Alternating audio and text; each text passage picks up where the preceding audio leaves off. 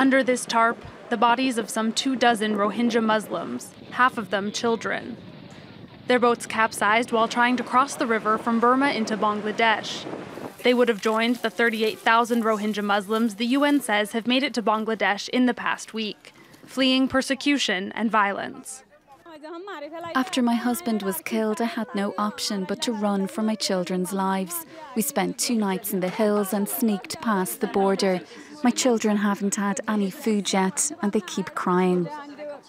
The latest round of violence began a week ago, when Rohingya militants attacked Burmese security forces in Rakhine State. The government launched reprisals, saying they need to defend against terrorists. Nearly 400 people have died in the ensuing clashes. Human rights groups blame the Burmese military. The Burmese military is a military that has no history of accountability. It is a military that has a long reputation of systematic and pervasive abuses when it goes into the field. The UN says Burmese authorities may be guilty of ethnic cleansing. Rohingya refugees have been fleeing Buddhist-majority Burma since the early 1990s. Since then, 400,000 have settled in Bangladesh, a quarter of them arriving in the last 10 months.